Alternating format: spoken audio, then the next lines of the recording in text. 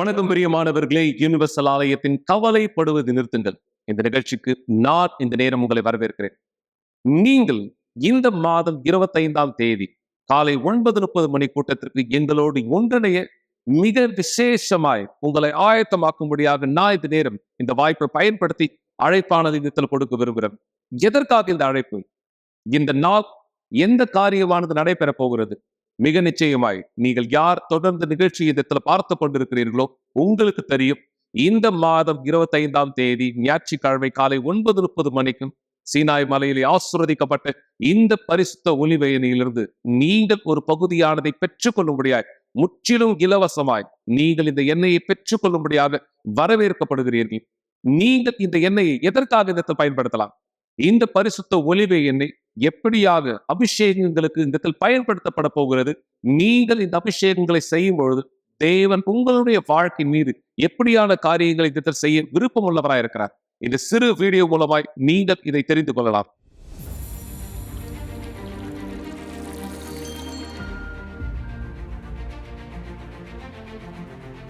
நீங்கள் ஒரு மலையை சந்திக்கிறீர்களா? அல்லது உங்களால் ஜெயித்து வர முடியாதது போல் தோன்றுகிற சவால்கள்? வேதாகமத்தில் ஆசீர்வதிக்கப்பட்ட எண்ணெய் தேவனுடைய கவனத்தை, தேவனுடைய பிரசனத்தை ஈர்ப்பதற்கு பயன்படுத்தப்பட்டதாக அநேக முறை குறிப்பிடுகிறது.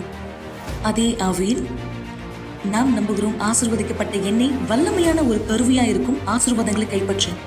ஆசீர்வதிக்கப்பட்ட எண்ணெயின் பயன்பாட்டினால் நம்முடைய விசுவாசம் வெளிப்படும் பொழுது அது சாவியாக இருக்கும் மாற்றத்திற்கான கதவை திறக்கு.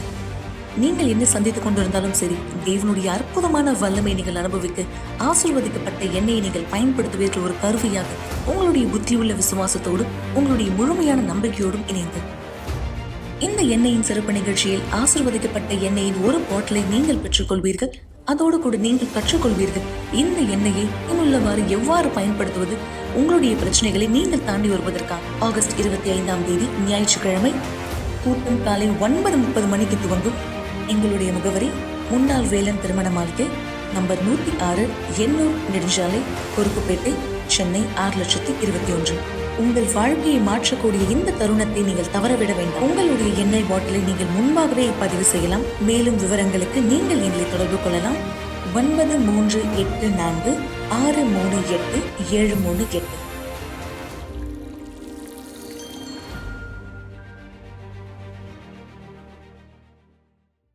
மிக சரியாக நீ இந்த வீடியோல பார்த்த பிரகாரம் தான் இந்த பரிசுத்த ஒலிவ எண்ணெயானது ஆசீர்வதிக்கப்பட்டதாய் நீங்கள் இந்த எண்ணெயிலிருந்து அபிஷேகத்தை இந்த செய்யும் பொழுது தேவனுடைய வல்லமை உங்களுடைய வாழ்க்கையின் மீது வெளிப்படுத்தப்படக்கூடிய ஒரு விசுவாசத்தினுடைய கருவியாய் இந்த எண்ணெயானதை நீங்கள் இந்த பயன்படுத்த போகிறீர்கள்.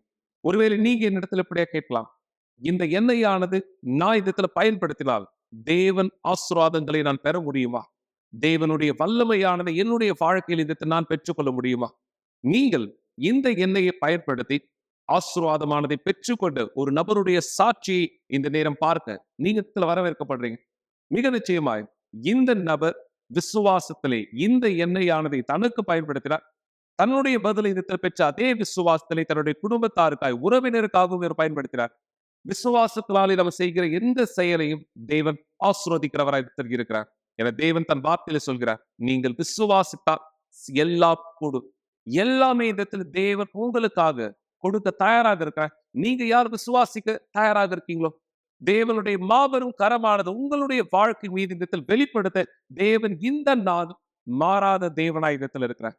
எனவே இந்த விசுவாசத்திலே கடந்த முறை நடந்த இந்த நிகழ்ச்சியிலே இவர்கள் பெற்றுக்கொண்ட இந்த பரிசுத்த ஒலிவ எண்ணெயை எப்படியா இடத்தில் பயன்படுத்தினார்? இந்த விசுவாசத்திலே இவரும் இவருடைய குடும்பத்தாரும் எப்படியான ஆசீர்வாதத்தின் பதில்களை பெற்றார்கள்? நீங்களே இந்த சாட்சியிலிருந்து பார்க்கலாம்.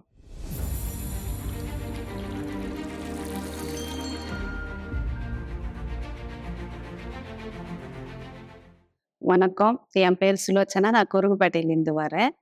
நான் ஆலயத்துக்கு வரத்துக்கு முன்னாடி என் காலு ரொம்ப வலி. ஆனால் வேலையில் எனக்கு கொஞ்சம் சுளுக்கு பிடிச்ச மாதிரி இருந்தது.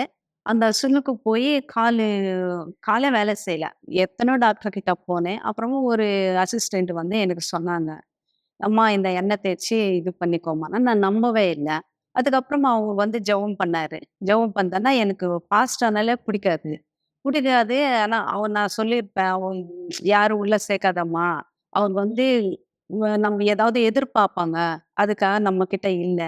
அப்படின்னு சொல்லுவேன் நானு. அவரு சிரிச்சுக்கிட்டே சொல்லுவாரு. எனக்கு எதுவுமே தேவையில்லம்மா. அந்த காணிக்க வந்து நீ கடவுளுக்கு போடுமா. நான் வந்து ஜெபம் பண்ணுவேன். நீ சர்ச்சுக்கு வந்து பாரும்மா அப்படின்னு சொல்லுவாங்க. ஆனா கூட நான் ஒரு மாதிரியா சொல்லுவேன். ஆனா வேணாம் அப்படின்னு சொல்லுவேன். அதுக்கப்புறமா அவரு வந்து ஜெபம் பண்ணாரு. இந்த எண்ணெய் தேய்ச்சுக்கோமா உனக்கு சரியாயிடும் அப்படின்னு சொல்லியிருந்தாரு. அதுக்கப்புறமா எனக்கு நம்பிக்கை இல்ல. இந்த எண்ணெயில என்ன இருக்க போகுது அப்படின்னு சொல்லி. இல்லம்மா இந்த எண்ணெய் நீ தேய்ச்சு விடு. இது வந்து சாதாரண எண்ணெய் கிடையாது அப்படின்னு சொல்லியிருந்தாங்க. அப்புறமா அவரு வந்து ஜெபம் பண்ணாரு. அவரு இருக்கும்போது ஜெபம் பண்ணும்போது நல்லா இருந்தது எனக்கு. அதுக்கப்புறமா அவரு போன உடனே மறுபடியும் கால் அதே மாதிரி ஆயிடும். போக அது காலே சுத்தமா வேலை செய்யல. அதுக்கப்புறமா எனக்கு ஒரு நம்பிக்கை வந்துச்சு அந்த அண்ணா மேல. அந்த அண்ணா ஜெபம் பண்ண நல்லா இருக்குதே அப்படின்னு சொல்லி. அதுக்கப்புறமா நான் அந்த அண்ணான கூப்பிட்டு, "அண்ணா எனக்கு இந்த மாதிரி இருக்கு. ஜெபம் பண்ணுங்க" அப்படின்னு சொன்னேன். அதுக்கப்புறம் "நீங்க ஃபர்ஸ்ட்டு சர்ச்சுக்கு வாம்மா" அப்படின்னு சொன்னாங்க. சர்ச்சுக்கா? வருவேன் வருவேன்னு சொல்லி, ஆனா நான் போவே மாட்டேன். சர்ச்சுக்கு போவே மாட்டேன். அதுக்கப்புறமா, "நீ வந்து பாரும்மா, உனக்கு புடிச்சுதான்னா வா, இல்லன்னா வரவே வராத" அப்படின்னு சொல்லியிருந்தாங்க. சரி சும்மா போயிட்டு வரலாம் அப்படின்னு சொல்லி போனேன். ஆனா அங்க போன உடனே எனக்கு என்னவோ தெரியல, ஒரு மாதிரியா இருந்தது. புடிச்சிருந்தது அந்த சர்ச்சு. அதுக்கப்புறமா போயிட்டே இருந்தேன். ஆனா கால் அப்படியே தான் இருந்தது. 6 மாசமா அப்படியே இருந்தது எனக்கு. எத்தனையோ டாக்டர் கிட்ட போனேன், செலவு பண்ணேன். ஆனா சரியாவல. "உனக்கு பிபி இருக்குதும்மா, சுகர் இருக்குதும்மா" அப்படின்னு சொல்லிட்டே இருந்தாங்க. ஆனா கூட அந்த அண்ணா வந்து ஜெபம் பண்ணுவாரு எனக்கு. ஜெபம் பண்ண கொஞ்ச நாளைக்கே சரியாச்சு. அப்புறமா எனக்கே ஆச்சரியமாச்சு. இந்த அண்ணன் எண்ணெயில என்ன இருக்குது? ஏன் ஜெபம் பண்ண உடனே எனக்கு கால் சரியாச்சு அப்படின்னு சொல்லி. அப்புறமா ஹாஸ்பிட்டல்ல எங்க பெரிய அத்தைக்கு உடம்பு சரியில்ல. ரொம்ப வயசாச்சு அவங்களுக்கு. உடம்பு ச உடம்பு சரியில்ல, ரொம்ப வயசாச்சு. அதுக்கப்புறமா நான் போய் அவங்களுக்கு மென்டல் மாதிரி ஆயிட்டாங்க. மென்டல் மாதிரி ஆயி டாக்டர் சொன்னாங்க, "ஊசி போட்டு அவங்கள சாவடிக்கலாம். எதுக்கு இங்க இருந்தா கூட வேஸ்ட்டு தானே!" அப்படின்னு சொல்லியிருந்தாங்க. நான் என்ன பண்ணேன், இது ஜெபத்துக்கு இந்த எண்ணெயில ஏதோ ஒரு இது இருக்குது, அற்புதம் இருக்குது அப்படின்னு நான் என்ன சொன்னேன், அந்த எண்ணெய நல்லா தேய்ச்சு விட்டு அவங்களுக்கு ஜெபம் பண்ணேன். ஜெபம் பண்ண அப்புறமா அந்த ஜெபம் தான் அவங்க காதுல கேட்டுது. அவங்க சொல்றாங்க. அதுக்கப்புறம் 3 நாள் கழிச்சு போனா, அவங்க டிஸ்சார்ஜே ஆயிட்டாங்க அவங்க. டிஸ்சார்ஜ் ஆயி என்ன கூப்ட்டாங்க. "அம்மா நீ ஜெபம் பண்ண உடனே எனக்கு சரியாச்சும்மா" அப்படின்னு சொல்லி. "என்னாத்த சரியாச்சா?" அப்படின்னு சொன்னேன். "ஆமாம்மா. ஆனா எனக்கு எதுவுமே தெரியல. நீ ஜெபம் பண்ணது மட்டும் தான் என் காதுல விழுந்துச்சு" அப்படின்னு சொன்னாங்க. அப்புறமா எனக்கு ரொம்ப நம்பிக்கை வந்துச்சு அந்த எண்ணெயில. அதுக்கப்புறமா எங்க அக்காவுக்கு உடம்பு சரியில்ல. ஆந்திரால இருக்கிறாங்க. ஆந்திரால இருக்கும்போது அவங்க கூட இறந்துட்டாங்க சுத்தமா. இறந்துட்டாங்க. ஒண்ணுமே இல்ல. மறுபடியும் என்ன சொல்லியிருக்கிறாங்க, "நாங்க ஜெபம் பண்ணிட்டே இருக்கிறோம் இங்கிருந்து. அவங்க உடனே நீங்க நெல்லூர் கூப்ட்டு போனா அவங்க சரியாயிடுவாங்க" அப்படின்னு சொல்லியிருந்தாங்க. நாங்க உடனே நெல்லூர் போயி அந்த எண்ணெய் தேய்ச்சு, இங்க ஜெபம் பண்ணி, அதுக்கப்புறமா அந்த அசிஸ்டன்ட் மூலியமா தான் நாங்க ஜெபம் ஃபோன்ல ஜெபம் பண்ணோம். அந்த எண்ணெய் தேய்ச்சு விட்டதுக்கு அப்புறமா 1 வாரமா ஹாஸ்பிட்டல்ல இருந்தாங்க. அவங்களுக்கு சரியாச்சு. ஆனா யாரெல்லாம் இந்த எண்ணெய் யூஸ் பண்றாங்களோ, அவங்களுக்கு கூட நெறைய ஆசீர்வாதங்கள் கிடைக்கும்.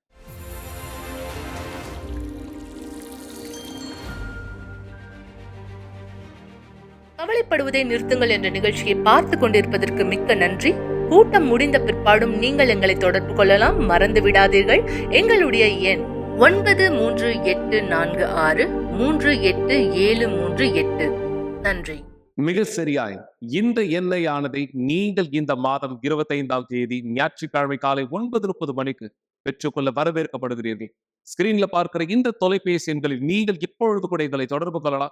வெறும் இலவச ஆலோசனைகளுக்கு, ஜெபங்களுக்கு மட்டுமல்ல, இந்த எண்ணெயின் வழங்குதலின் நாளிலே உங்களுடைய ஆசீர்வதிக்கப்பட்ட எண்ணெய்க்கான இருக்கையை நீங்கள் பதிவு செய்து கொள்ளும்படியாக இந்த பரிசுத்த ஒலிவ எண்ணெயிலிருந்து நீங்கள் இலவசமாய் பெற்றுக்கொள்ள உங்களுடைய பெயர்களை, உங்களுடைய தொலைபேசி எண்களை பதிவு செய்து கொள்ளலாம்.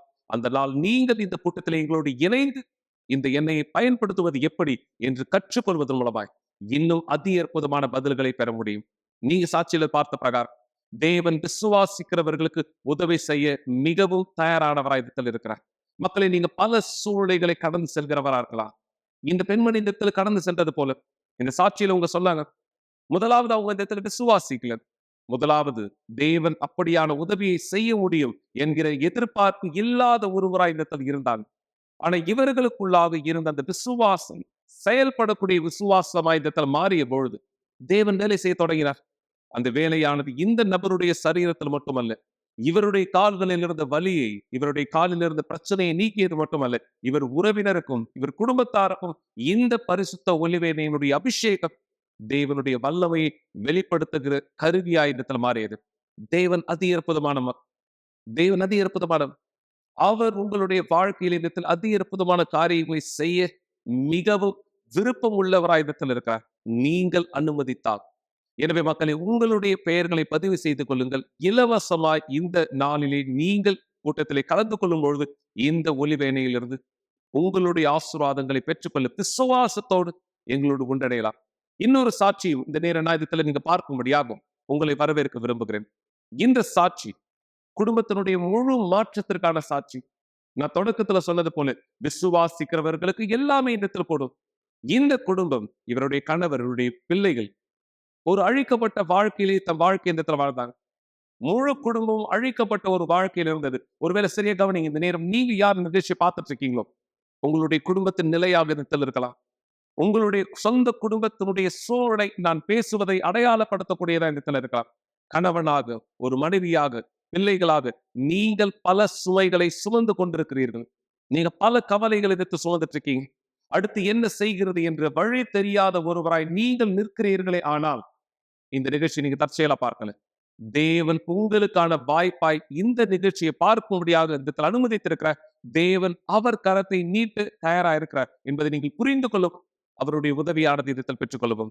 திருமதி சூசன் இவங்களுடைய வாழ்க்கையில எப்படியாக தேவன் வேலை செய்ய இந்த நபர் அனுமதி கொடுத்த பொழுது தேவன் வேலை செய்தார். இந்த நபருக்கு மாத்திரமல்ல, இவருடைய முழு குடும்பமும் தேவனுடைய பதிலானது இடத்தில் பெற்றார்கள். தேவன் இதே செயலை உங்களுடைய வீடுகளுக்குள்ளாக இடத்தில் பயன்படுத்த ஆசீர்வதிக்க விருப்பம் உள்ளவராக இருக்கிறார்.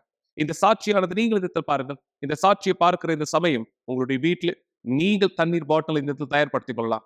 இந்த கூட்டத்தினுடைய கடைசி நேரத்திலே நான் உங்களுக்காக உங்களுடைய குடும்பங்களை ஆசீர்வதிக்க கவனிங்கள். குறிப்பாய் உங்களுடைய குடும்பங்களை ஆசீர்வதிக்க என விசுவாசத்தினாலே நாம் செய்கிற எல்லா செயல்களை தேவன் ஆசீர்வதிப்பார்.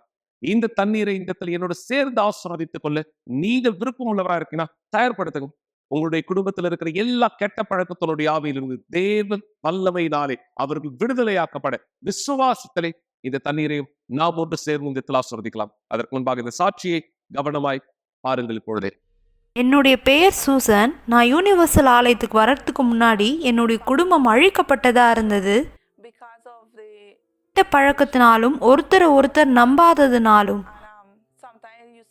சமயம் நான் கேலி செய்யப்படுவேன். நான் ஒரு ஆணை போல நடந்துக்கிறதுனால என்னுடைய கணவரை கூட நான் கட்டுப்படுத்த நினைச்சிருக்கேன். நான் என் கணவரோட சரிசமமாக நடந்துக்க நினைப்பேன். என் கணவர் குடிக்கிறாரா, சரி நானும் போய் குடிக்கிறேன் அப்படின்னு சொல்லி நான் குடிப்பேன். நான் பார்ட்டிகளுக்கு போவேன். வீட்டில் ஒரு குழப்பமான சூழ்நிலை ஏற்படுத்துவேன். வீட்டில் நாங்கள் நிறைய சண்டை போடுவோம். ஏன்னா அவர் நிச்சயமாக ஒரு ஆணாக இருக்கார். நானும் ஆணாக இருக்க நினச்சதுனால நாங்களும் சண்டை போடுவோம். ஒரு குழப்பமான சூழ்நிலை நடக்கும். அவர் என்னை அடித்து கீழே தள்ளுவார். சில சமயம் மேலே குதிச்சு நானும் உனக்கு சரிசமமாக இருக்கேன்றதை காமிக்க நினைப்பார். ஒரு குழப்பமான சூழ்நிலை ஏற்பட்டது. எனக்கு நல்லா ஞாபகம் இருக்குது. ஒரு முறை அவர் என்னை அடித்து கீழே தள்ளி என் முடியை இழுத்து என்னை அடிக்க முயற்சி செய்தார். என்னுடைய திருமண வாழ்க்கையானது மிகவும் மோசமான நிலைமையில் இருந்தது. ஏன்னா என்னுடைய கெட்ட பழக்கத்தினாலையும் என்னுடைய குடி பழக்கத்தினாலையும் மட்டும்தான். அநேக பேர் சொல்லுவாங்க, என்னை இவர் அந்தளவு அதிகமாக குடிக்கிறாரு, வீட்டுக்குள்ளாக இருந்து இவருடைய மனைவி ஆணாக இருந்து எல்லா வேலையும் பார்த்துக்கிறாங்கன்னு சொல்லுவாங்க.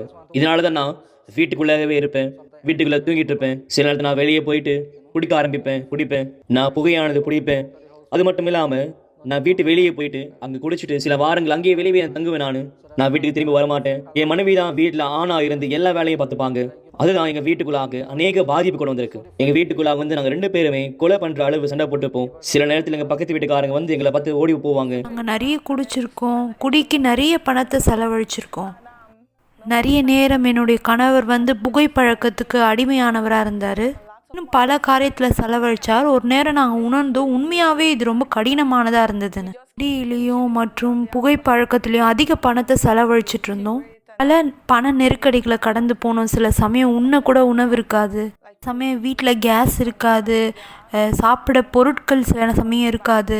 உண்மையாகவே இந்த சூழ்நிலை ரொம்ப கடினமானதாக எங்களுக்கு இருந்தது. சில நேரத்தில் வீட்டில் சாப்பாடு இருக்காங்கன்னு நாங்கள் பார்க்க மாட்டோம். நாங்கள் வேலை செய்வோம். திங்கள்லேருந்து வெள்ளிக்கிழமை வர திங்கக்கிழமை எதுவும் இருக்காது, ஞாயிற்றுக்கிழமை எதுவும் இருக்காது. பிற்பாடு நாங்கள் கடன் வாங்குவோம், கடன் திருப்பி செலுத்துவோம், திருப்பி எங்கிட்ட எது இருக்காது. இது மட்டும் இல்லாமல் புகைப்பிடிப்பேன் நான். இரவு நேரத்தில் நான் விளையாட போவேன் வெளியே. எங்களுக்கு எந்த சேமிப்பானது இருக்காது.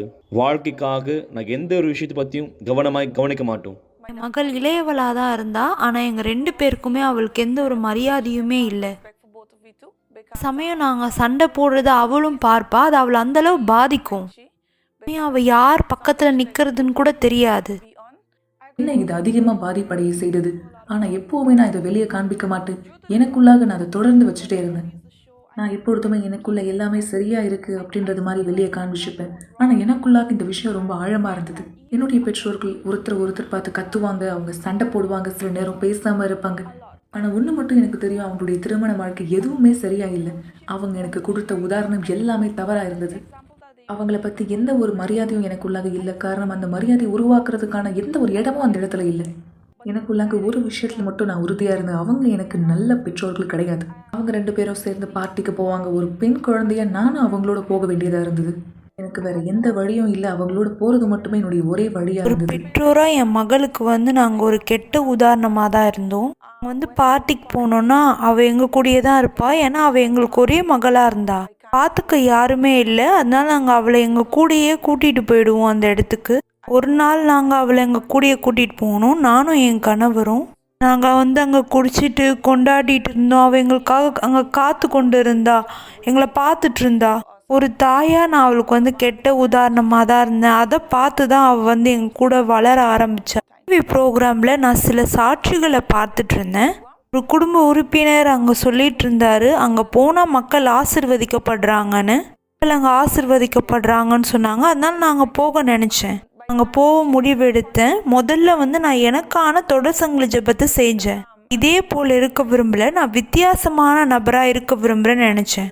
முதல்ல விடுதலைக்காக போராடினேன். ஒவ்வொரு வெள்ளிக்கிழமையும் போனேன். போதகர் சொன்ன காரியங்களை நான் செயல்படுத்தினேன். ஞாயிற்றுக்கிழமைகளிலும் போவேன், என் குடும்பத்துக்காக ஜெபிப்பேன், ஆசிர்வதிப்பேன், தண்ணீரை ஆசிர்வதிப்பேன், எண்ணெயை கொண்டு போவேன், என் கணவருடைய தலையணையை அபிஷேகப்படுத்துவேன், அந்த சட்டையை பரிசுத்த தண்ணீரால் சுத்தப்படுத்துவேன். தேவன்கிட்ட சொன்னேன், தேவனே என்னை மாற்றுங்க, என் மூலமாக என் குடும்பத்துக்காக போராடும்படி. என்னுடைய கணவரை விட்டு நான் பிரிஞ்சு இருக்க விரும்பல நினைச்சேன். என்னுடைய மனைவி பல நேரத்தில் ஆலயத்துக்கு வரும்படியாக கேட்டிருந்தேன். ஆனால் நான் ஒருபொழுதும் தீர்மானம் எடுக்கல வரும்படியாக. சரி பரவாயில்ல, அடுத்த வாரம் போகலாம், இல்லை அடுத்த வாரம் போகலாம். நான் ஒருபொழுதும் போனது கிடையாது. ஆனால் ஒரு நாள் நான் தேவனோட தீர்மானம் செஞ்சேன். நான் ஆலயத்துக்கு போகும்போது அநேக வித்தியாசங்களை பார்த்தேன். ஆனாலும் நான் வெளியே போன பிற்பாடு குடிப்பேன், புகைப்பிடிப்பேன். 2 மாதம் முடிஞ்சு போயிடுச்சு, 4 மாதம் முடிஞ்சு போயிடுச்சு. ஆனாலும் நான் வெளியே போயிட்டு ரகசியமா குடிச்சிட்டு இருந்தேன். நான் சிகரெட் பிடிக்கும் பொழுது அந்த புகையாளங்கிட்ட சொல்லும், ஏன் இதெல்லாம் நம்பிக்கிட்டு இருக்கு, நீ திருப்பி சிகரெட் குடிக்க ஆரம்பி. நான் அதே போல் நான் குடிப்பேன். ஆனால் நான் ஆலயத்துக்கு போயிட்டு இருந்தேன், அநேக சாட்சிகளை பார்த்துட்டு இருந்தேன். மக்களுடைய வாழ்க்கை மாறிடுச்சு, அவங்க கவனமா எடுத்துக்கிட்டாங்க. எல்லா விஷயங்களுமே என்னுடைய மனைவி வாழ்க்கைக்குள்ளாக பார்க்கும்பொழுது நிறைய விஷயத்தை அவ மாத்திக்கிட்டா. ஏன்னா இனிமேலும் அவ ஒரு ஆணா இல்ல, கோபப்படுறதை நிறுத்திட்டா, சண்டை போறது நிறுத்திட்டா, எந்த ஒரு தவறான விஷயத்தை செய்யல. உண்மையா சொல்லும் போது அவளுக்குள்ளாக நான் வித்தியாசத்தை பார்த்தேன். அப்போ அவளுடைய வாழ்க்கை மேலாக மாற்றமானது ஏற்படுதுன்னா அப்ப என் வாழ்க்கை மேலாக ஏற்படும். நான் உணர்றதுனால நான் ஒரு படி எடுத்து வந்தேன். என்னுடைய சொந்த வாழ்க்கையில நான் வித்தியாசத்தை பார்க்க தொடங்கிட்டேன். இப்படியாதான் வேலை செய்ய பார்த்து பிற்பாடு நான் மாற தொடங்கினேன். பிற்பாடு எல்லாமே சரியாக என்னுடைய குடும்பத்தார் கொஞ்சம் கொஞ்சமா மாறுறதை பார்க்க ஆரம்பிச்சேன். என்னுடைய அம்மா என்னிடத்திலோ என்னுடைய அப்பாவிடத்திலோ அன்பா பேச ஆரம்பிச்சாங்க. ஆலயத்துக்கு வந்த பிற்பாடு தான் எங்களுடைய எல்லா உறவுகளிலும் நல்ல உறவு முறை ஏற்பட ஆரம்பிச்சது. என்னுடைய அம்மா என்னிடத்துல அன்பா பேசுவாங்க. எங்களுக்குள்ளாக இனிமேலும் எந்த வாக்குவாதமும் இல்லை, ஏன்னா எங்களுடைய வாழ்க்கை மாற்றப்பட்டிருக்கு. ஆலயத்துக்கு வந்த பிற்பாடு எனக்கு அறிமுகப்படுத்தி வைத்தாங்க வாலிப குழு. அவங்க எல்லாருமே என்னை அன்பா ஏத்துக்கிட்டாங்க. அவங்க என்ன நியாயம் தீர்க்கல, அவங்க எல்லா நேரமும் தயாரா இருந்தாங்க என்னை வரவேற்பதற்கு. அந்த இடத்துல தான் நான் வித்தியாசமான ஒரு வாழ்க்கையை கண்டடைந்தேன். ஒரு முழுமையான வித்தியாசமான வாழ்க்கை அந்த இடத்துல எனக்கு கிடைச்சது. இன்னைக்கு என் முழு குடும்பமும் ஆசீர்வதிக்கப்பட்டிருக்கு. நாங்கள் விசுவாசத்தில் இருக்கோம், ஒரே விசுவாசத்தில் இணைஞ்சிருக்கோம். இனிமேலும் கோவப்படுற பிரச்சனை இல்லை. நான் என் கணவர் சொல்கிறத கேட்குறேன், புரிஞ்சுக்கிறேன். நான் மனைவியாக இருக்கேன், அவர் தான் தலைவராக இருக்காரு. என்னுடைய முழு குடும்பத்தாரும் ஆசீர்வதிக்கப்பட்டிருக்காங்க. நாங்கள் அனைவரும் ஒன்றா சேர்ந்து தேவனுக்கு ஊழியம் செய்துட்டு இருக்கோம். நான் இந்த இடத்துல வாலிப குழுல ஒன்னா சேர்ந்து வேலை செஞ்சுட்டு இருக்கேன். என்ன போல அல்லது என்னை விட மோசமான பிரச்சனையை கடந்து போற வாலிபர்களுக்கு உதவி செய்யும்படி நான் அந்த இடத்துல அவங்களோட இணைந்திருக்கேன். நான் அவங்களோட சேர்ந்து ஊழியத்துக்கு போவேன். அந்த இடத்துல வாலிபர்களை பார்த்தா அவங்க இடத்துல என்னுடைய சாட்சியை பகிர்ந்து சொல்லுவேன். தேவன் என்னுடைய முழு குடும்பத்தை ஆசீர்வதிச்சிருக்கிறார்.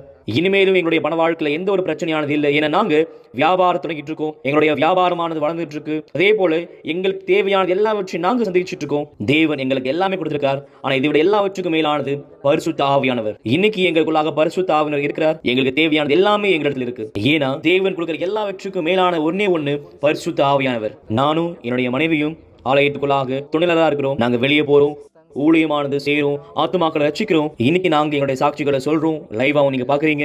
அதே போல நாங்க மக்களுக்கு கவுன்சிலிங் கொடுக்கிறோம், மக்களுக்கு கற்றுக் கொடுக்கிறோம். உங்களுக்காக தேவன் இருக்கிறார். உங்களுக்கான தீர்வானதற்கு இந்த சூழ்நிலை வெளியே வரும்படி. ஏன்னா நாங்க அநேக காரியங்கள் கடந்து போயிருந்தோம் இதே சூழ்நிலையில. இன்னைக்கு நாங்க ஆசீர்வாதமாக இருக்கோம் ஒரு துணைலராக. எங்களுக்குள்ள புரிந்து கொள்ளுதல் இருக்கு. நாங்கள் ஒருத்தர் நேசிக்கிறோம். இனிமேலும் ஒருபோதும் தேவன் என் குடும்பத்தின் திருமணத்தை பிரிக்கும்படி கேட்கிறேன். என் திருமணத்தை ஒன்று சேர்த்து வைங்க. கவலைப்படுவதை நிறுத்துங்கள் என்ற நிகழ்ச்சியை பார்த்து கொண்டிருப்பதற்கு மிக்க நன்றி. கூட்டம் முடிந்த பிற்பாடும் நீங்கள் எங்களை தொடர்பு கொள்ளலாம். மறந்து விடாதீர்கள், எங்களுடைய எண் 9346387738. நன்றி. மிகவும் அருமையான மாற்றம், முழு குடும்பத்தினுடைய மாற்றம் நடந்ததை நீங்கள் இந்த இடத்துல பார்த்தீங்க. நீங்க யார் இந்த எதிர்பார்ப்போடு இடத்துல இருக்கீங்களோ, என்னுடைய குடும்பத்திற்குள்ளாக தேவன் இப்படியான வேலையை செய்ய முடியுமா? செய்ய முடியும். திருமதி சூசனுடைய குடும்பத்திலே தேவன் இதை செய்தாரே, ஆனால் உங்களுடைய குடும்பத்திலும் தேவன் இதை செய்ய முடியும். எனவேதான் இந்த விசுவாசத்திலே இந்த தண்ணீரானதை உங்களோடு சேர்ந்து நான் ஆசீர்வதிக்கும்படி இடத்தில் விரும்புகிறேன். தேவன் அவர் தன் அதி அற்புதமான பதிலை உங்களுடைய வாழ்க்கையில் இடத்தில் வெளிப்படுத்தும்படியாக மிக நிச்சயமாய் நான் இந்த ஜெபத்தை செய்யறதுக்கு முன்பாக நாளை நம்முடைய ஆலயத்தில் நடைபெற போகிற ஒரு மிக சிறப்பான கூட்டத்திற்கு உங்களை நான் இடத்தில் அழைக்க விரும்புகிறேன்.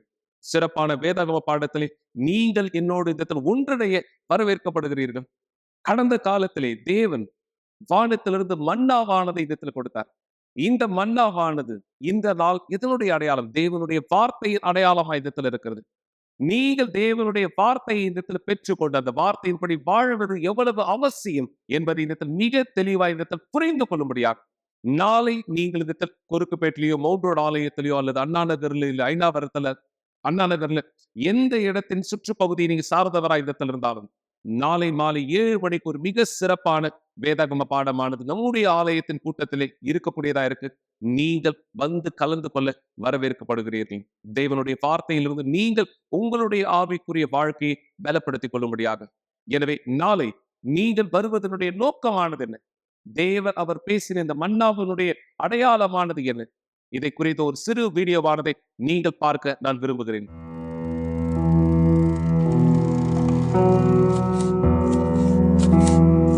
சில நொடிகளிலேயே வெறும் இந்த உணவுகளை பார்த்தவுடனே உங்களது மிகவும் உணர்வுபூர்வமான விழிப்பான பகுதியானது மீண்டும் ஒரு தடவையாக தூண்டப்படுகிறது. உங்களது விருப்பம் நாம் அப்படிதான். மனுஷனின் உலகத்திலே காலடி பதித்த முதல் நாள் துவங்கி எண்ணிக்கையில் அடங்காத நம் விருப்பங்களை நிறைவேற்றிக் கொள்ளக்கூடிய அந்த இச்சையின் ஆசை மட்டுமே இருந்தது. நம்முடைய ஆசைகள் எப்போதுமே நம் நன்மைக்காக செயல்படுவதில்லை. அநேக நேரங்களில் நம் ஆசைகள் நம்முடைய விருப்பத்துக்கு உணவூட்டுவதே தவிர நம்முடைய உடலுக்கு அது ஆரோக்கியமானதாக இருப்பது இல்லை. ஆரோக்கியமான உணவுகள் நமக்கு தேவையான ஊட்டச்சத்துக்களை கொடுக்கின்றன. அதனால் நம் சரீரம் முழுவதும் நன்றாக இயங்க முடியும். ஆனால் இந்த நாட்களிலே மக்கள் ஆரோக்கியமற்ற உணவுகளை எப்போதும் விட மிக அதிகமாய் சாப்பிடுகிறார்கள். பார்க்கக்கூடிய உடலை அவர்கள் இப்படி நடத்துவார்கள், ஆனால் பார்க்க முடியாத ஆத்மாவை எப்படி நடத்துவார்கள்? ஆம், நம் ஆத்மாவும் கூட உணவூட்டப்பட வேண்டும். உலகமானது மோசமான தரமுடைய உணவை கொடுக்கிறது. எந்த ஒரு ஊட்டச்சத்தையும் கொடுக்காத உணவு, சுவை இனிப்பா இருந்தாலும் கூட.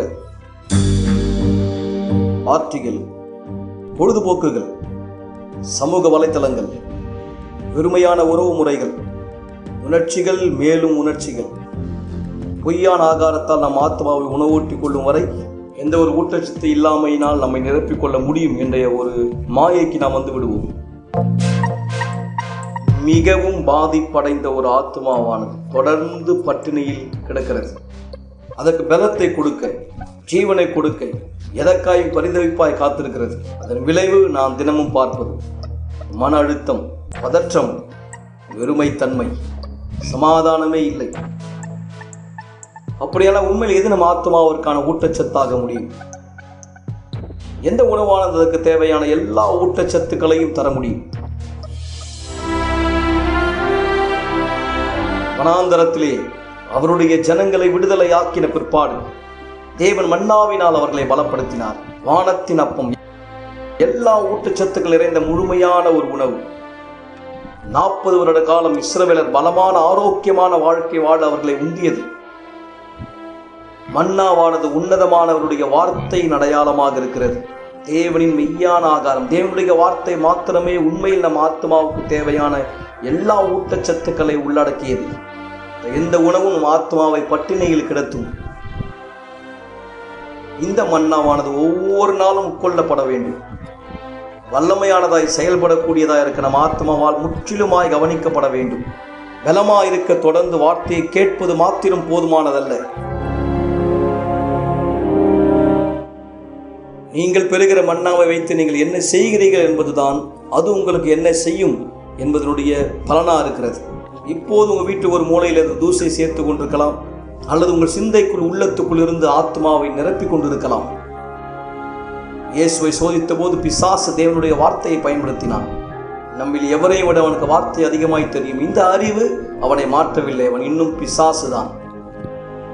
அவனுக்கு தெரியும், ஆனால் அந்த வார்த்தைக்கு அவன் கீழ்ப்படிவதில்லை. நீங்கள் எப்படி? நீங்கள் கேட்ட வார்த்தை வைத்து நீங்கள் என்ன செய்து கொண்டிருக்கிறீர்கள்? இன்றைக்கு உங்கள் ஆத்மாவிற்கான விருந்தானது உங்களுக்காய் படைக்கப்பட்டது, கொடுக்கப்பட்டது.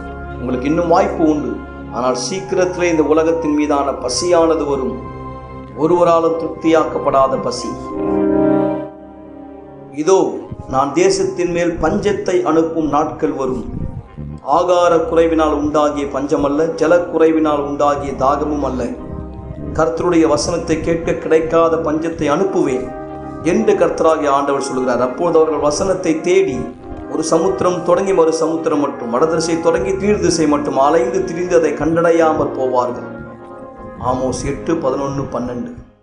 எனவேதான் நீங்கள் யார் விசுவாசிக்கிறீர்களோ நாளை இந்த சிறப்பான கூட்டத்திலே எங்களோடு இணைய வரவேற்கப்படுகிறீர்கள். இந்த சந்தர்ப்பத்தில் நீங்கள் ஆலயத்திற்குள்ளாக குறைந்ததில் வந்து பதிவு செய்து கொள்ளலாம். இந்த மாதம் 25ஆம் தேதி நடைபெற போகிற இந்த சிறப்பான நிகழ்ச்சியிலே இந்த இலவச எண்ணெயை நீங்கள் பெற்றுக்கொள்ளும்படியாகவும் கூட.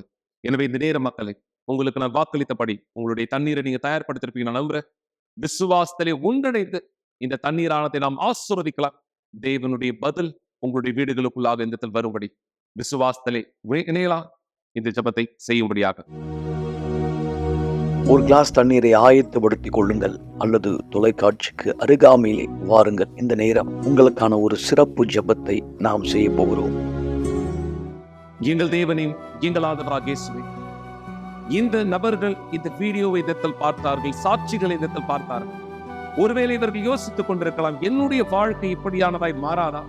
என்னுடைய குடும்பம் இப்படியாய் ஆசீர்வதிக்கப்படாதா? மிக நிச்சயமாய் விசுவாசத்தினாலே எல்லாமே இதத்தில் கூடும். நீ சொல்ல வார்த்தை ஒருபொழுதும் இதத்தில் பொய்யாகாதது. எனவேதான் இந்த மக்கள் யாரெல்லாம் விசுவாசிக்கிறார்களோ தங்களுடைய கரங்களிலே இந்த தண்ணீரை பிடித்துக் கொண்டவராய் இதத்தில் இருக்கிறார். என் தேவனை, இவர்கள் இடத்திலிருந்து வெகு தொலை தூரத்தில் இருந்தால் இவர்கள் புரிந்து கொள்ளட்டும், நீர் இவர்களுக்கு மிக அருகிலே இதற்கு இருக்கிறேன். இது என்னுடைய கரத்தினால் அல்ல, உன்னுடைய கரத்தினால் இவர்கள் கரங்களில் பிடித்திருக்கிறது தண்ணீரானது ஆசீர்வதித்து அபிஷேகம் பண்ணிட்டு நான் கேட்கிறேன். இந்த தண்ணீரிலிருந்து இவர் குடும்பத்தாரோ இவரோ இதற்கு குடிக்கும் பொழுது எந்த கெட்ட பழக்கத்தினுடைய ஆவியிலே, எந்த தவறான சகவாசத்திலே, எந்த தவறான வழிகளிலே தன் குடும்பமோ அல்லது இவரோ வாழ்க்கையை வாழ்ந்து கொண்டிருக்கிறார்களோ எல்லா விதமான அழுக்கான காரியத்திலிருந்து வாழ்க்கை விடுதலை செய்யும். இந்த தண்ணீரானது இப்பொழுதே அக்னியால் நிரப்பப்படட்டும். குடிப்பழக்கத்திற்கு, சிகரெட் பழக்கத்திற்கு, போதை பழக்கத்திற்கு யாரெல்லாம் இதற்கு அடிமையானவராக இருக்கிறார்களோ என் தேவனை எங்களுடைய விசுவாசத்தினாலே இந்த தண்ணீரானதை ஆசீர்வதிக்கும் உம்முடைய ஜீவ தண்ணீராக இதிலிருந்து குடிக்கிறவர்கள் அந்த பழக்கத்திலிருந்து விடுதலையாக்கப்படும் தேவனை உம்முடைய பதிலானதை இந்த தண்ணீர் மீது இந்த கொண்டு வர விசுவாசிக்கிற மக்கள் இவர்கள் அதை பெற்றுக் கொள்ளும்படியாக இந்த மக்களுடைய வாழ்க்கையும் கைகளில் ஒப்படைக்கிறேன். என் தேவனை விசுவாசிக்கிறவர்கள் இந்த பதில்களை அறிக்கிறேன். எல்லாமே நாமத்தின் மகிமைக்கான சாட்சியாய் மாறுபடி இயேசு கிறிஸ்துவின் பெயரால் பரிசுத்த ஆவியானவரே இவருக்கும் இவருடைய குடும்பத்தாருக்கும் உதவி செய்யும் பதில்களை நிறுத்தார். இவரையும் இவர் வீட்டையும் ஆசீர்வதிக்கிறேன். எங்கள் தேவன் சர்வ வல்லவர் ஆண்டவராகிய இயேசுவின் நாமத்தினாலே ஆமென். ஆமென். தேவன் இந்த விசுவாசத்திலே உங்களை இதத்தில் ஆசீர்வதிக்கட்டும். இந்த தண்ணீர் குடியுங்கள் மக்களை. நீங்கள் உங்கள் குடும்பத்தார் தேவனுடைய பதில்களை பெற்றுக்கொள்ளும்படியாக நாளை மீண்டும் இதே விசுவாசத்தினுடைய நிகழ்ச்சியிலே ஒன்றிணைகிறேன். தேவன் உங்களை ஆசீர்வதிப்பாராக.